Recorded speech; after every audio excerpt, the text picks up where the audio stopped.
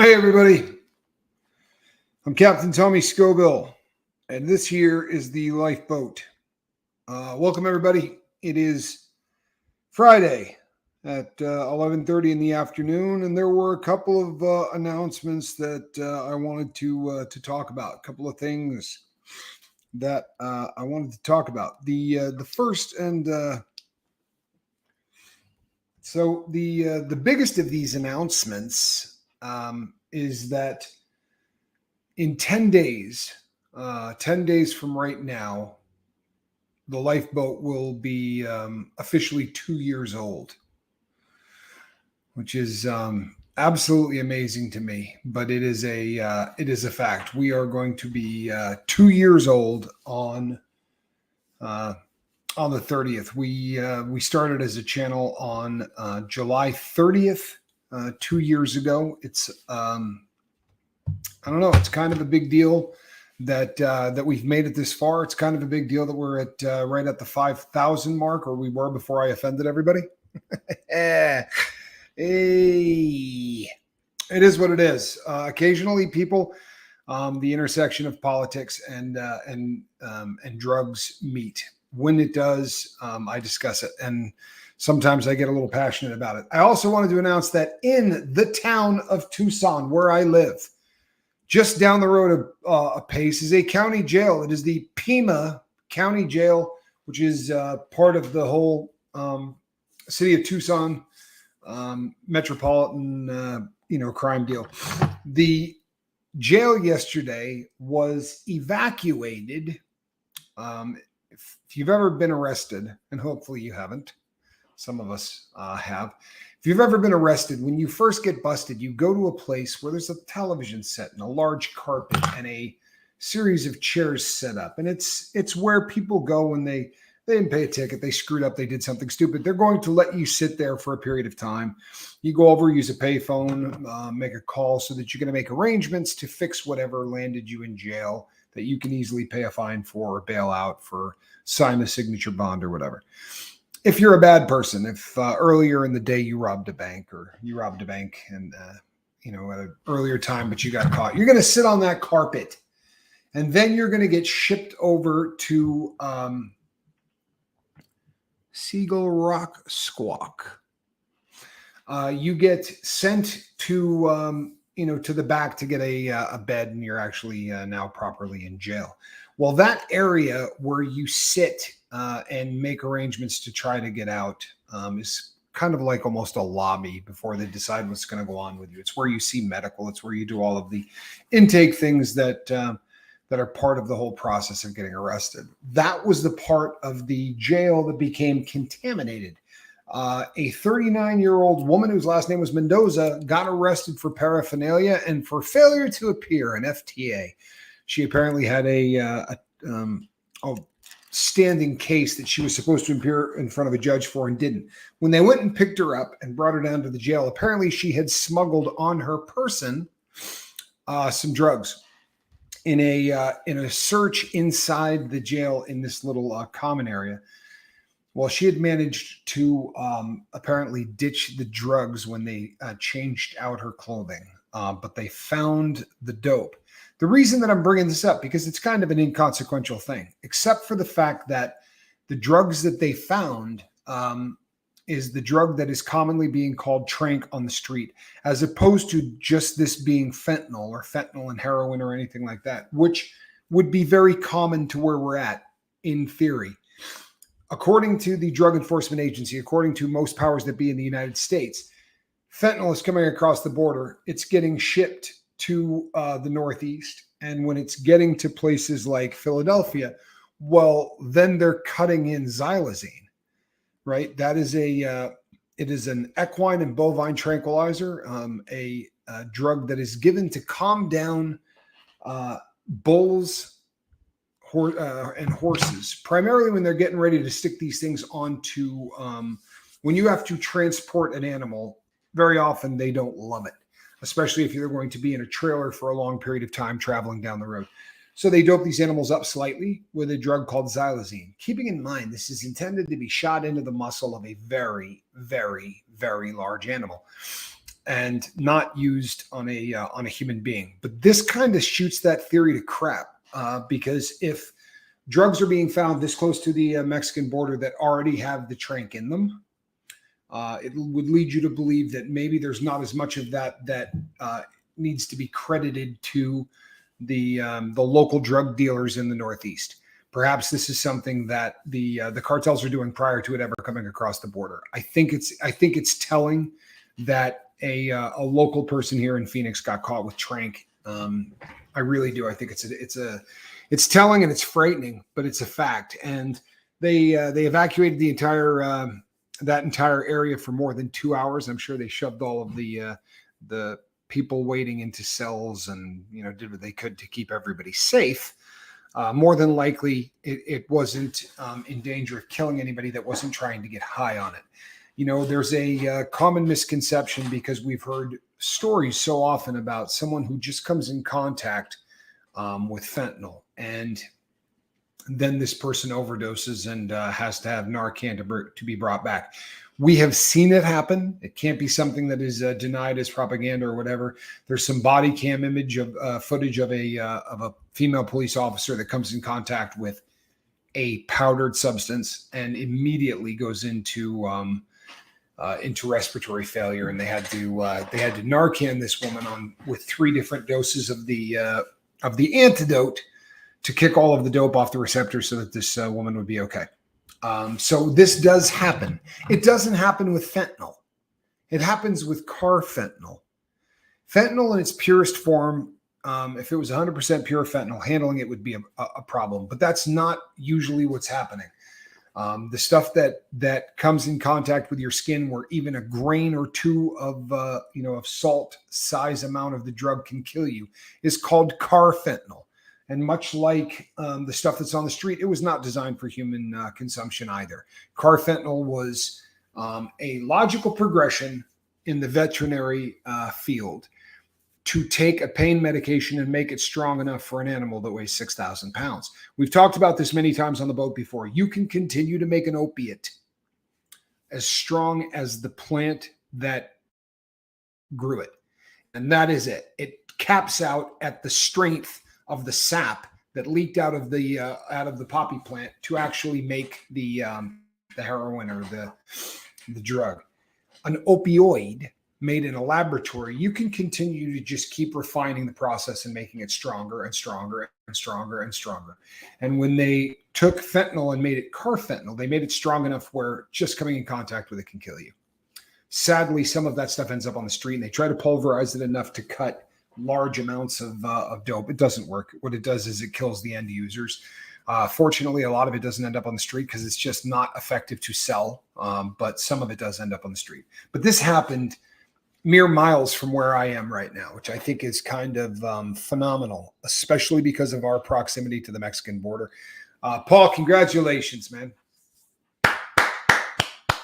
8 years. No drugs in 8 years. Paul Sargent, you are a beast. I am proud of you, man. Glad to have you here. Welcome to the youth from our brothers and sisters on the other side of the pond. So we are going to be turning 2 years old in 10 days. The lifeboat has made 2 years. Super, super proud of that. I'll be honest. I didn't, people ask if, we thought that the boat would do well when we started it. And truthfully, I don't think either myself or Mark thought that the boat would be, we thought it would be a success, in that we believed we would be able to help, 5 or 6 people, and that would change the world.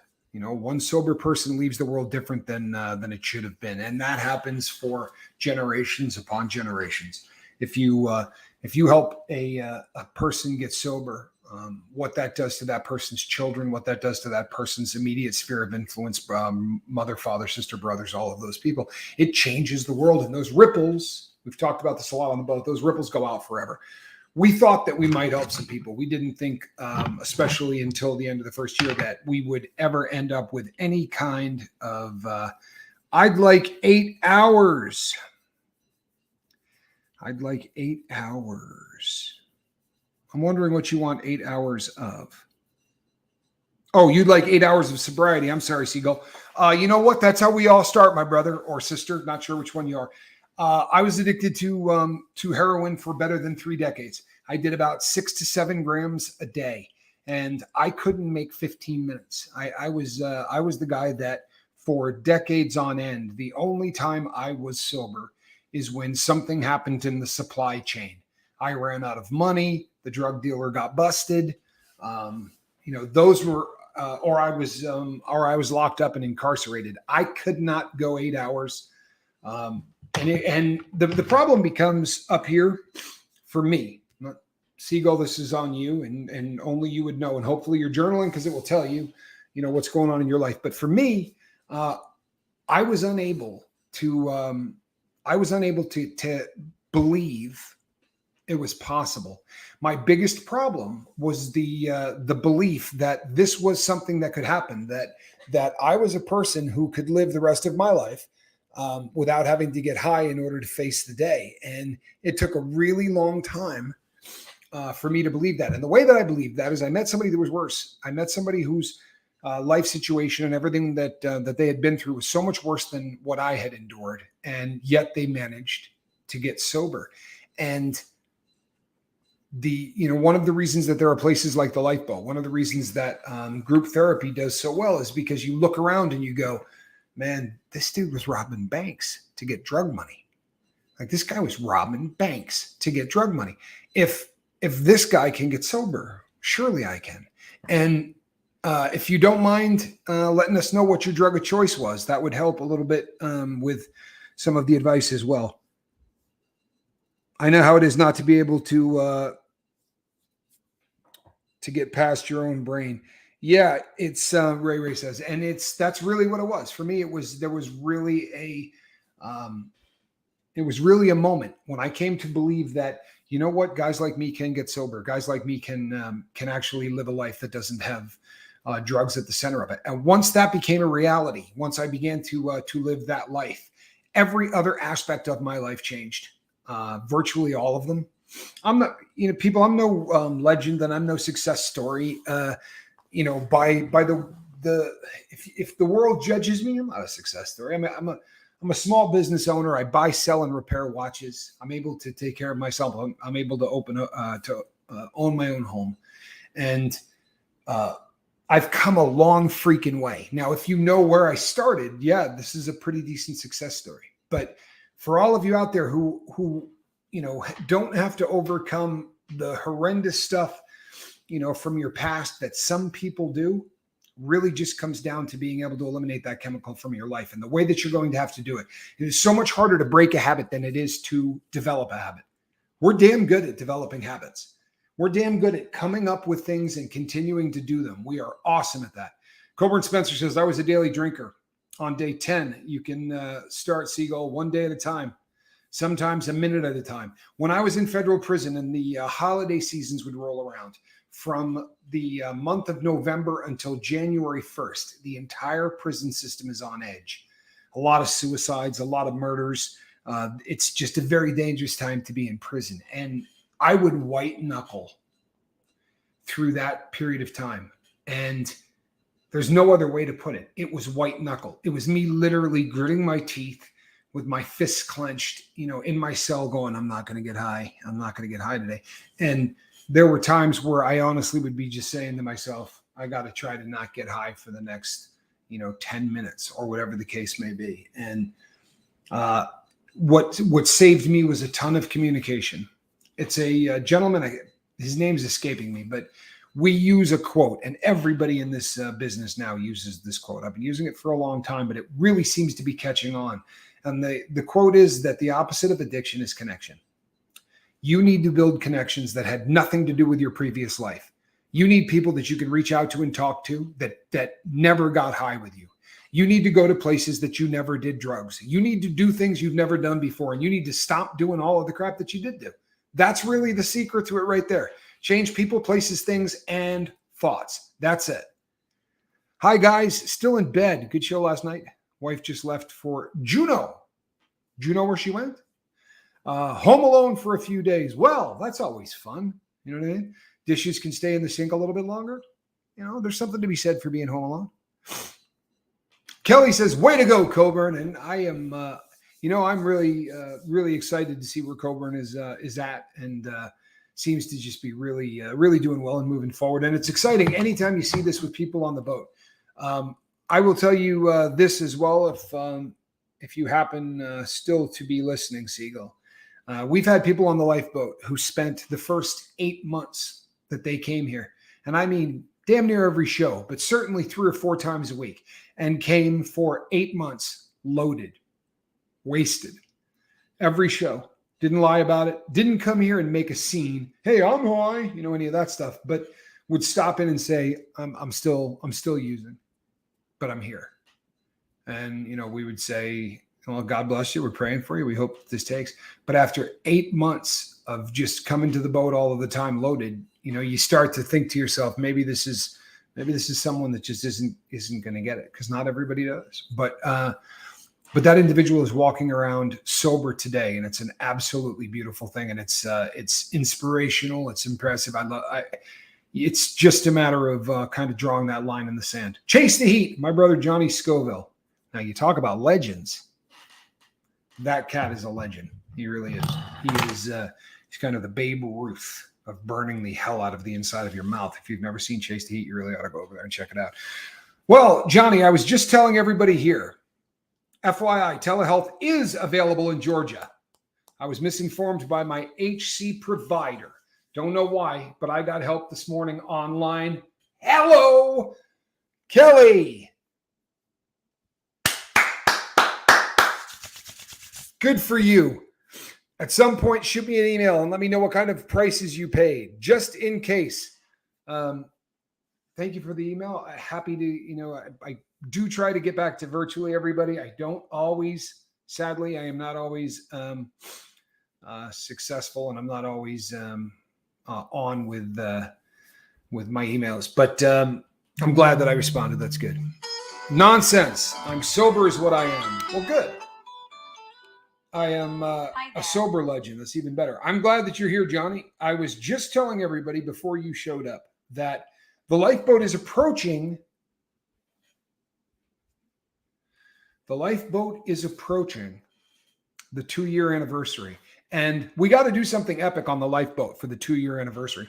I am open to suggestions. And I know what you're going to say, because all of you want to see me eat sustroming or whatever. We're going to do sustroming. That is to celebrate the fact that the boat has hit the growth targets that we were trying to do.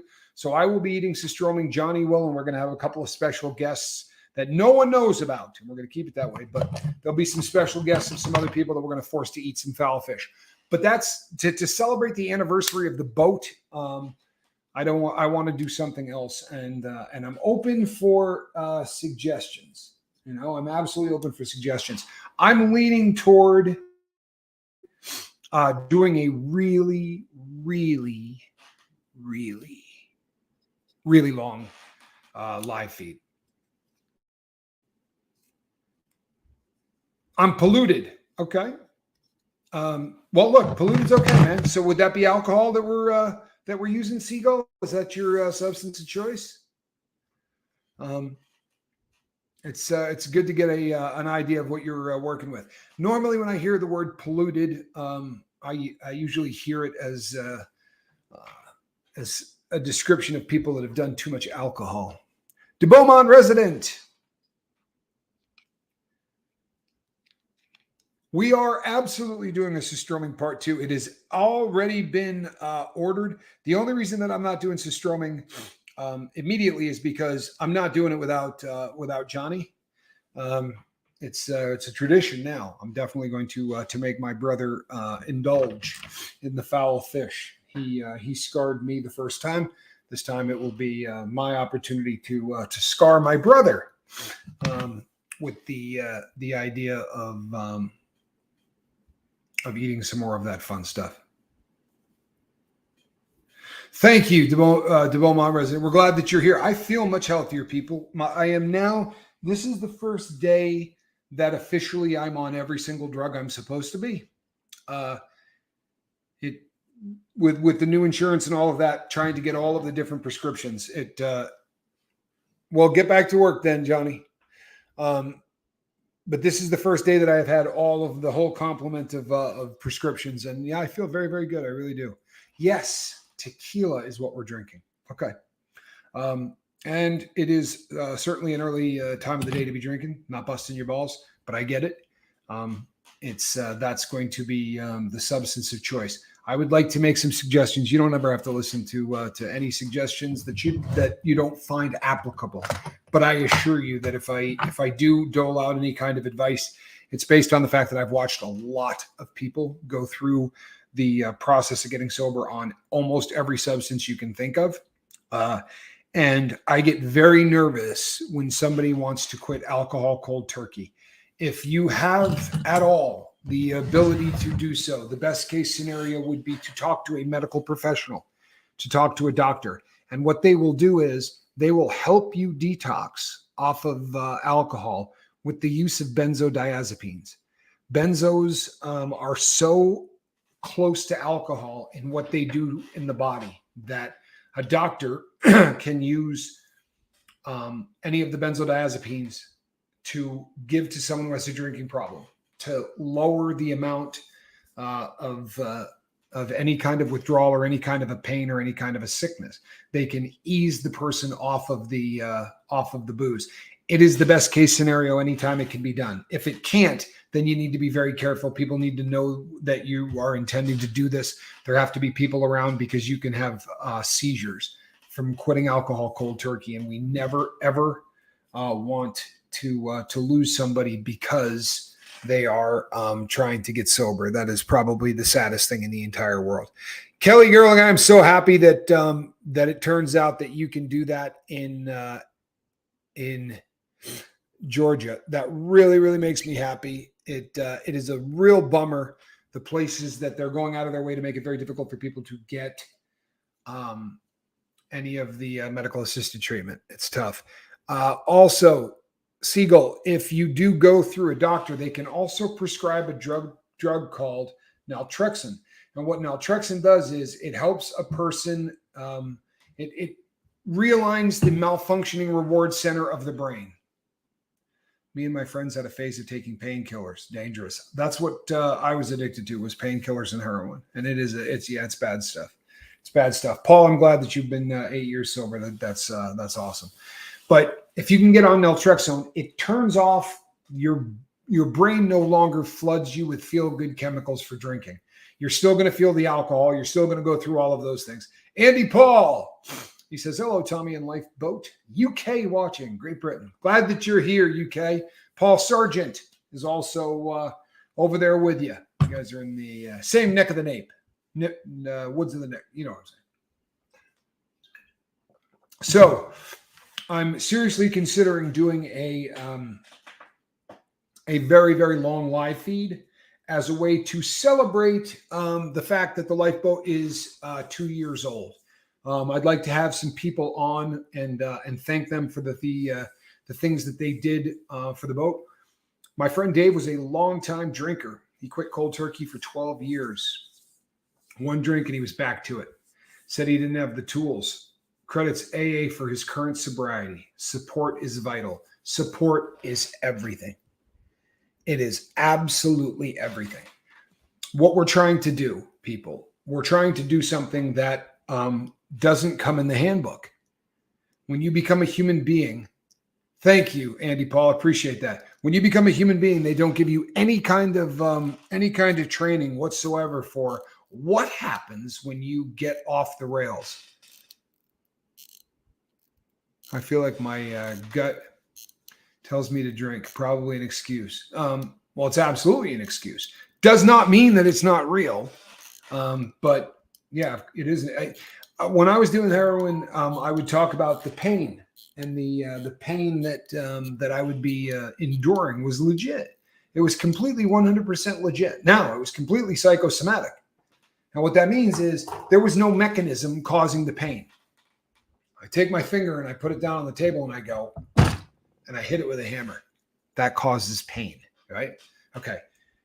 4 years down the road, I'm trying to not use heroin, and my brain wants me to. So my brain pulls up the memory of that finger being hurt and creates the exact same feeling through the same chemicals being released in the brain.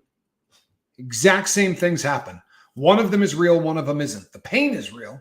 The pain feels identical. Psychosomatic, doctors would go, well, it's just psychosomatic pain. I don't give a shit. It hurts. Hurts like hell. What difference does it make if it's psychosomatic or normal or whatever you want to call it? It still hurts. Well, there is a difference. And the difference is more important not when you're trying to quit. It's more important after you've quit.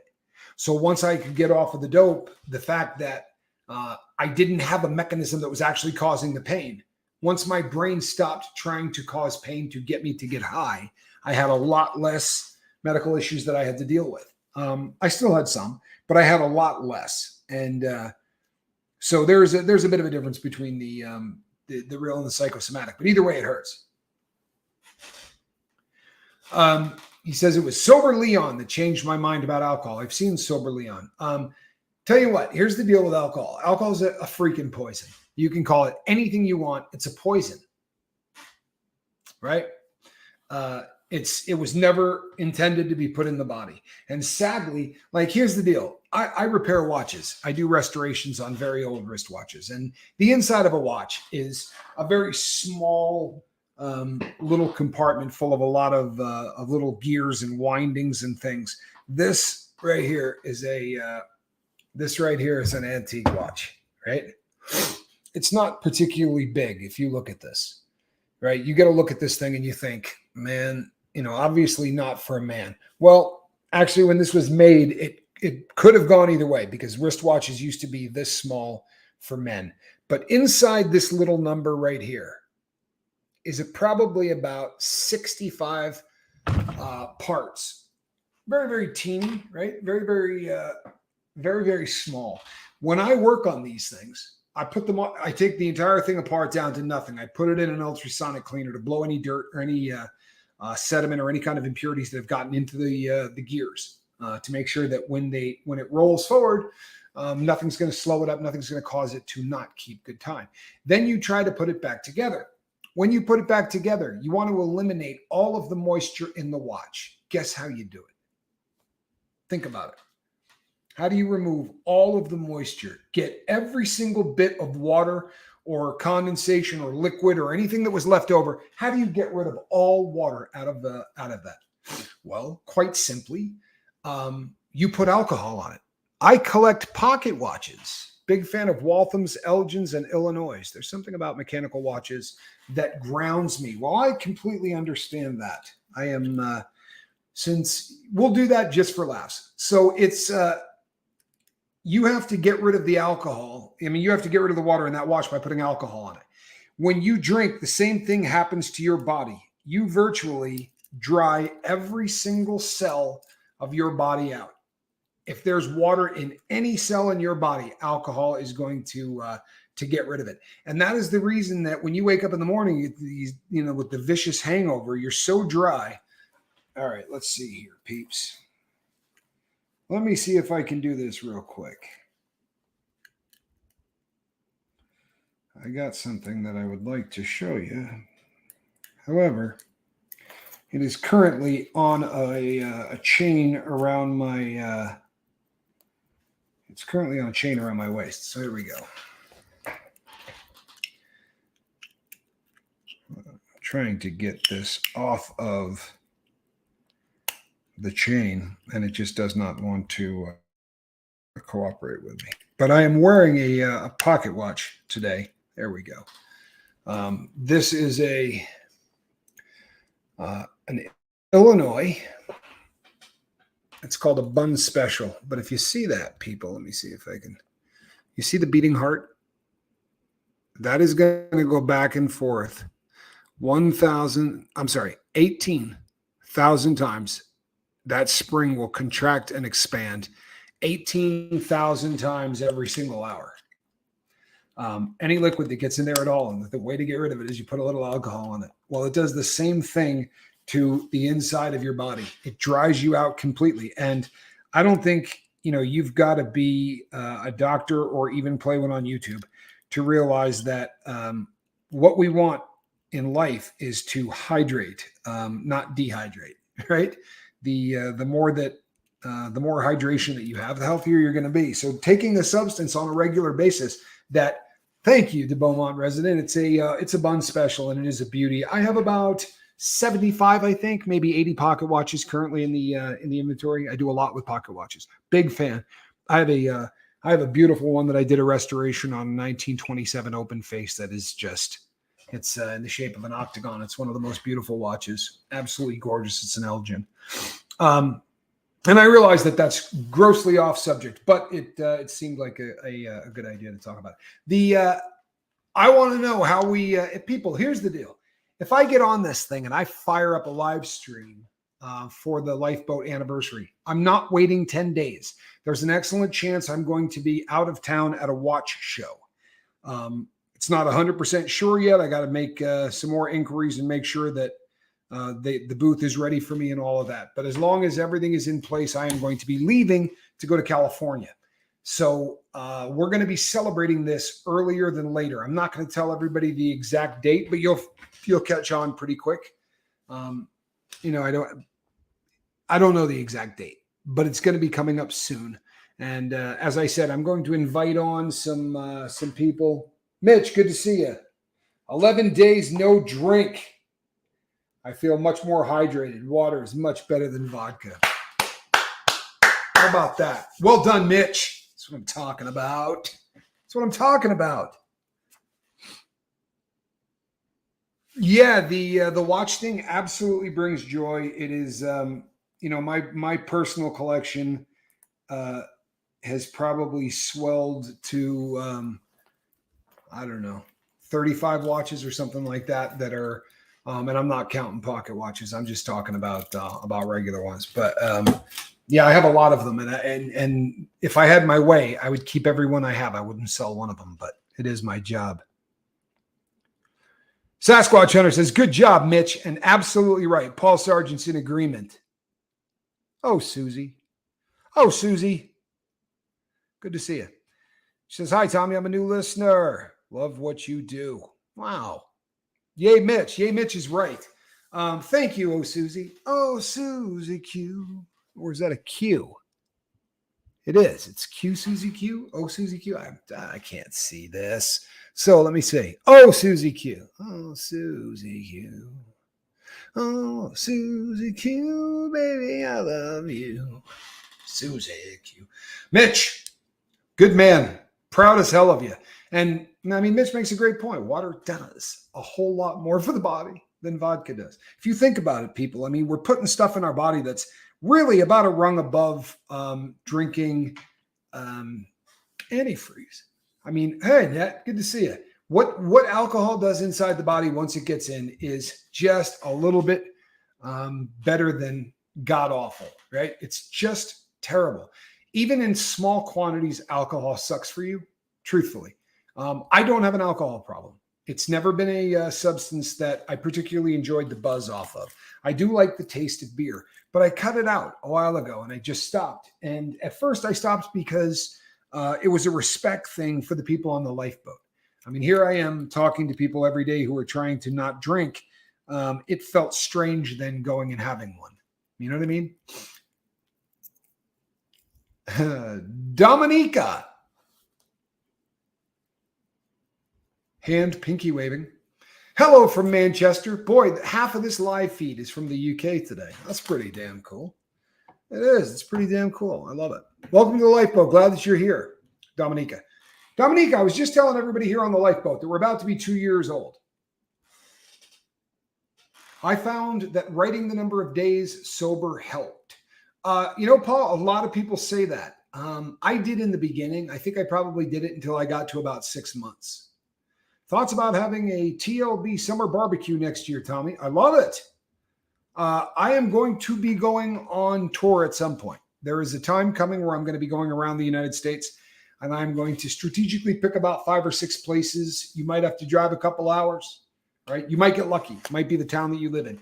But I'm going to pick about 6 places in the U.S. that are kind of central so that, and I'll do it based on where most of the subscriber counts are. If I got a lot in Massachusetts, then we'll go do something in Boston. The Beaumont resident says that, and I didn't even read it. I was just saying that. Boston, Massachusetts there. We have a lot. We do have people in your area already, the Beaumont. Buddha Davis, his grandmother, they're from up. They're not from Boston, but they're up in that part of the country. I spent a lot of time in Boston in my life. A lot of time. Hey, everybody, love your faces, says Bent Genetics. Bent, good to see you, my brother. Hope you're doing well. Bent, glad you're here. We are talking about the fact that the lifeboat is about to turn 2 years old. So within the next 7 days, and it's going to, like I said, it'll probably get dropped on you. It's not going to, and here's the deal, people. I'll just tell you why. If I take the time to announce when this happens, all of the people that hate me can take the time to get ready for it. And we do have some people that are going to show up and be jerks, because they always do. And I don't want to make the job of the wrenches. My mods are fantastic, but I don't know how many of my mods are going to want to work 24 consecutive hours. So there are going to be some times when there's not going to be anybody. There's going to be a lot less moderators. So I'm just not going to give everybody a really huge head start in terms of announcing it. But I'm going to be doing a 24-hour live feed. And I'm going to be doing it in the next week or so. So if you, and it may not go 24 hours. I think more along the lines of doing something like, I'll go live and I'll say, as long as there's still somebody listening, I'll stick around. We're going to do a big, huge Q&A session where you can stick around and ask questions as long as you do. I guarantee you Texas will be on the map, JJ. We got a lot of Texans. Oh, Susie Q. Let me see. I missed something. I've been sober 20 years. How cool is that? You know what? First day to the boat.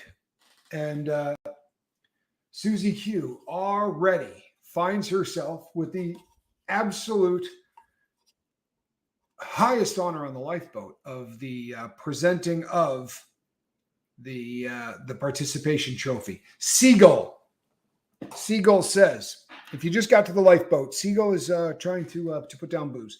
And Seagull says the shakes are the worst.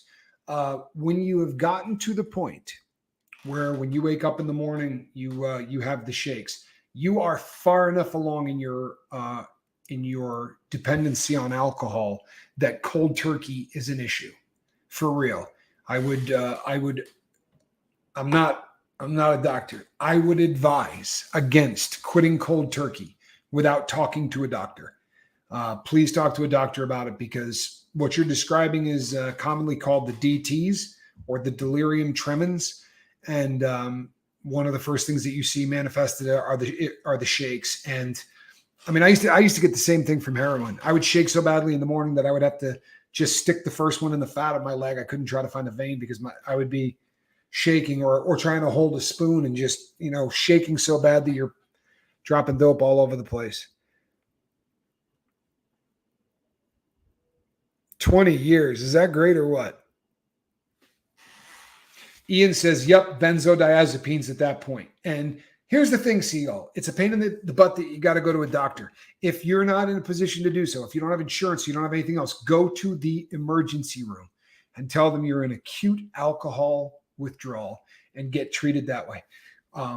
Is it going to put you in debt? It will, but it beats the hell out of living your life that way. I was in so much debt at one point. You can go over to the membership site, and I do a show on how to get out of how to change your credit score. It's legit. It's not BS. It's a legitimate way to change your credit score.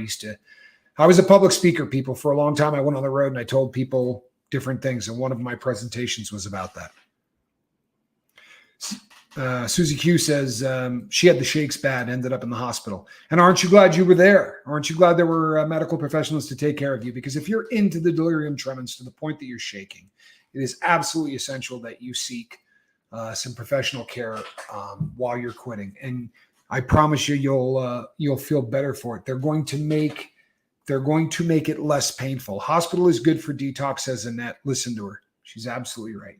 And I know it's scary. The prospect of going into the hospital for drugs or alcohol is a terrifying thing, because we walk in already feeling like a loser, don't we? I mean, we walk in feeling like everybody else around here is going to work, but they got to take care of me because I'm the heroin addict.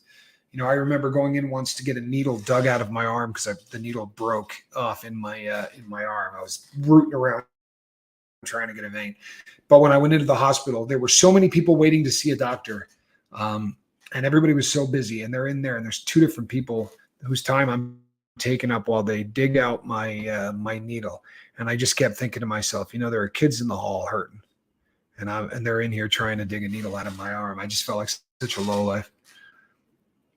Ian DeBow says, yeah, I put myself in the hospital too, plus multiple rehabs. And here you are, my brother.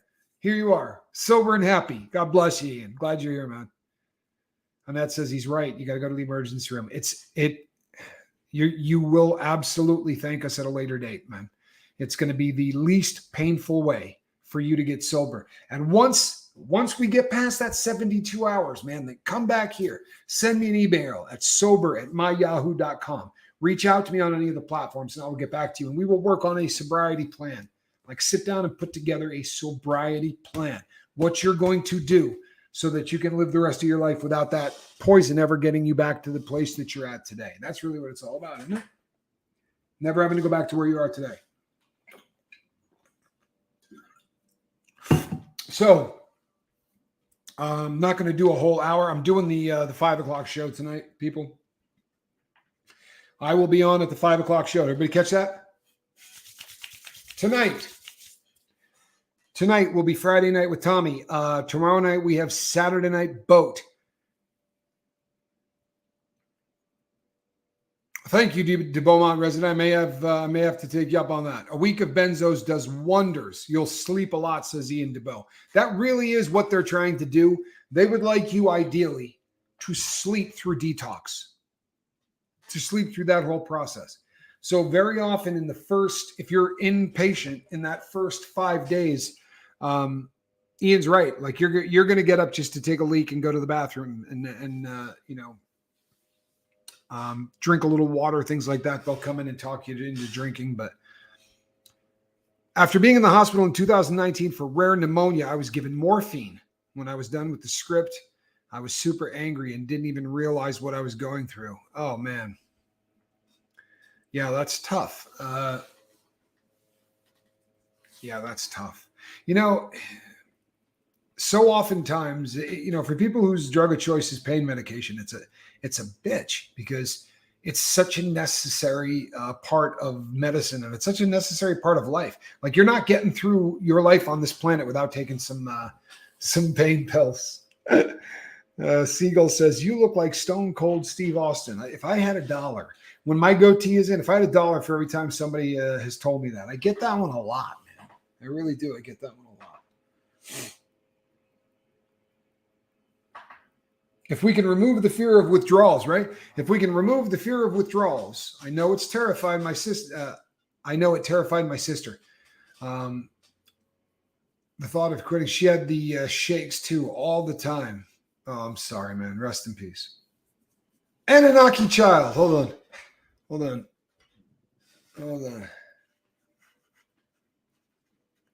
How's that? Huh? That's for you, Anunnaki child. Chili Phil. Been an ensign for 1 month.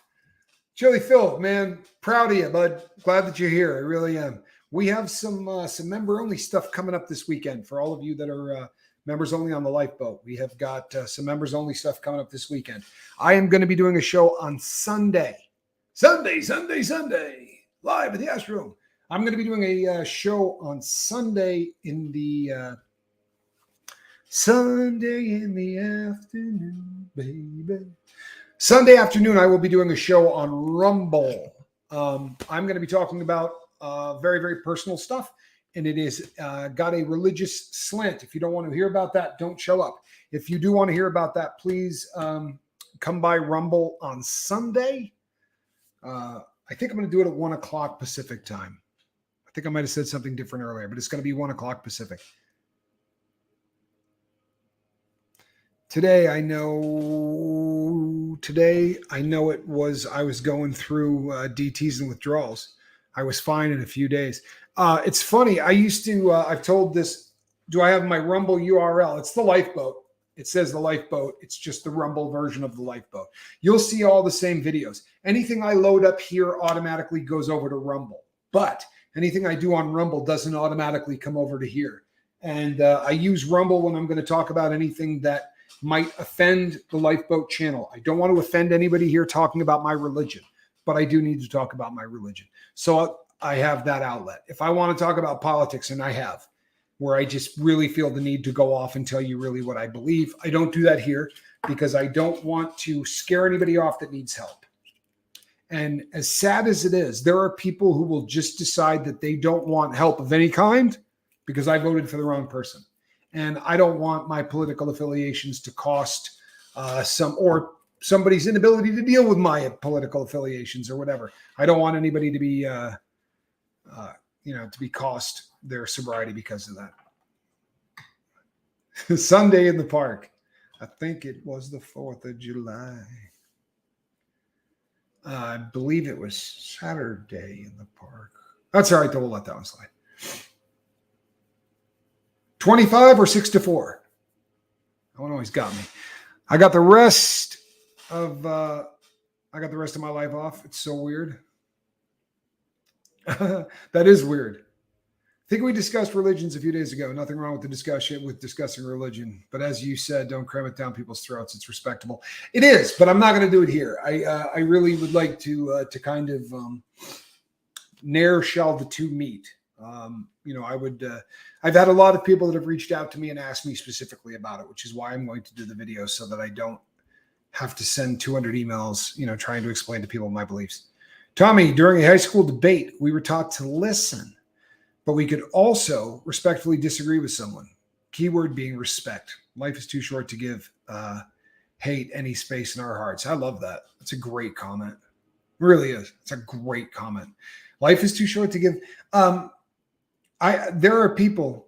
JJ, thank you so much. There are so many people for whom I have nothing in common, whether it be religion, whether it be any of the things that people normally would be. But it doesn't matter to me. I mean, it really doesn't. I can like a person for who they are. I don't have to like a person for what, their beliefs. Aaron Smith Levin got similar cap recently, and it looks hilarious. Well, Dominica, when he puts it on, he's going to end up looking like L. Ron Hubbard. Now, the hat has been around forever. I wore it for probably 500 of the 1,000 videos. I took that off a while back.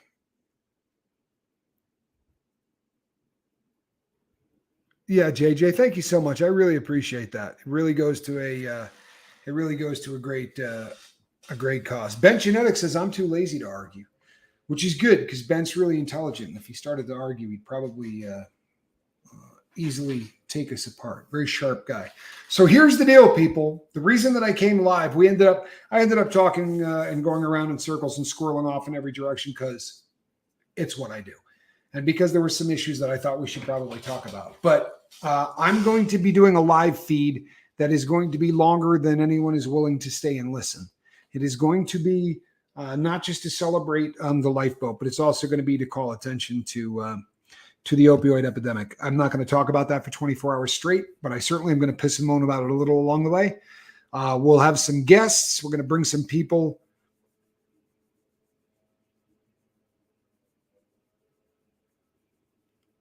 Oh, I believe that. Being non-fascist shouldn't be political. If people can't deal, I deal with it on my channel. I'm sure that you do. I am absolutely sure that you do, Sasquatch Hunter. There's no getting around it, right? I mean, I don't know. It was fun back in the day. It really used to be a very good time to sit down with my friends who believed the exact opposite of me. And we would try to score points with one another. And I don't mean score points like they do today where you say something mean. We wanted the other person to concede, right? We wanted the person that we were talking to say, oh, yeah, I think you're right. At least we know we can all agree with being here on the lifeboat. And that's a great comment. I'm leaving that one up. That's what we're going to end with for comments on the day, because that's just a perfect comment. I'm going to be back tonight, people, at 5:00. And I'm going to do a fun subject tonight. I promise you. Tonight's going to be a fun one. But I do want to tell you to be on the lookout. In the next 7 days, the lifeboat is going to start broadcasting, and then it's not going to stop. And it's going to stay on for 24 hours. Ah, DeMomo resident. That's such a kind thing to say. Ben, I'm so sorry.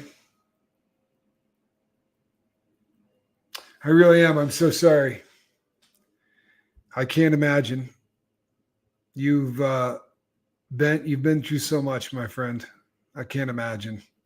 I love you, bud. I really do. I pray for you every day. Hang in there, man. I know it's hard. Have a great day, oh Susie Q. Hopefully we'll see you tonight on the boat, huh? 5 o'clock Pacific time, Susie. It would be great to see you there. All right, peeps. I hope to see all of you tonight, 5 o'clock, right here. Same bat time, same squirrel channel on the lifeboat. I'm Captain Tommy Scoville. Ensign Squirrel Scoville has the morning off. She's chasing lizards. New favorite pastime for the kitty. All right, peeps. See you on this evening's show, but you have been warned. We got a 24-hour live feed coming. JJ, thanks again. God bless. And we'll see you all on the boat. I love you all. And I mean that. I really do.